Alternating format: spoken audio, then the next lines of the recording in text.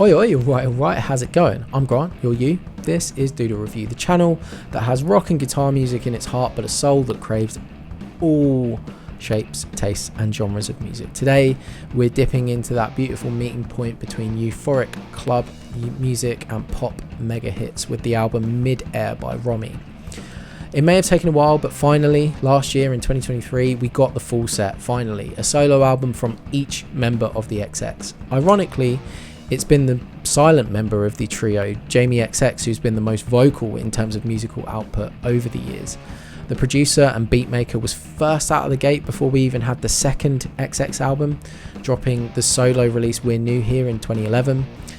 To be fair, that record was a collaboration with Gil Scott-Heron, but okay, if you don't think that counts, Jamie still beat his colleagues to the punch by following that up with a true solo album of originals in 2015 with In Colour.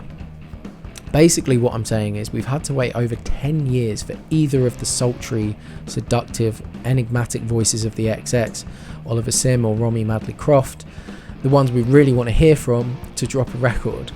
Sim came through with the personal, emotive and distinctive Hideous Bastard towards the end of 2022, and although Romy dropped the huge sounding and crowd pleasing single Strong with Fred Again at a similar time, fans had to wait nearly a year for the full record. But in September 2023, Mid-Air surely did arrive. In hindsight, allowing the singles to really take root before the album dropped may have been a genius idea, because without those singles you might have been inclined to expect a more traditional singer-songwriter approach from Romy, given that she has the position of the guitarist in the XX, so you might have expected something that no doubt had a dash of the digital minimalism the band made famous, while going down the more traditional indie artist goes solo route. Strong well and truly shattered that expectation, recalling the 90s and noughties boom of pop trance hit. It builds tension with arpeggiated bass notes that flutter between a hard kick until Romy's vocal accompanies an absolutely euphoric drop. Those huge euphoric reverb-drenched upbeat stuttered keyboard plucks feel plucked out of a time machine, but the tasteful restraint, clarity and space in the production brings the whole piece into the 2020s. I imagine there's a few remixes out there that do away with any notion of taste or restraint and just go nuts. So mouth-watering are the core ingredients here. I can imagine it's hard for a DJ that's misty-eyed for his older rave days to resist. But these club-ready pop trance sounds are a mode the album slips into at several points, with Weightless, Twice and Did I delivering the same high-tempo kick drums, offbeat hats and gated synths. And it pretty much always works, especially Did I, with its vocal samples and final payoff. But I will say Twice for me shows the struggle of blending an artist with such a subtle style with this bombastic club sound, because it sounds a bit tepid. Thematically, the overall vibe of the album is one of your mate who has just gotten into a new relationship and cannot stop gushing over their new flame and how in love they are, with every conversation somehow finding its way back to the topic. Unlike a certain mate of mine though, in the hands of Romy, with her sensitive, lovable charisma and some great dance pop behind her, you rarely get tired of it. If you find yourself rolling your eyes at any point, another hook isn't far away to get you back on board.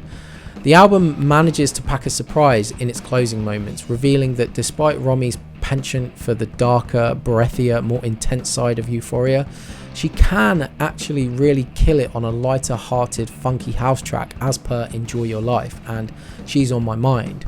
And personally, I would have loved a couple more of these over those intense and earnest tracks like Love Her, One Last Try and Twice.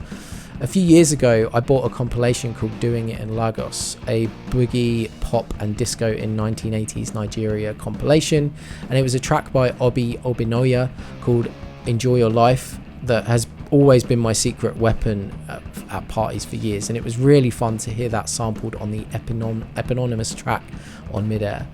To be honest, it kind of bears little resemblance to the original aside from a few sampled elements, but I can understand why it inspired Romy and Jamie XX, the producer, on this to do something with it. It's a banger and you should definitely check out that original track.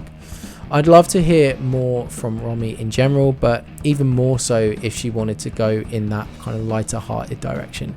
This is a 6.8 out of 10 for me, another great record in the extended XX canon. Thanks for listening to me chat fraff about this record.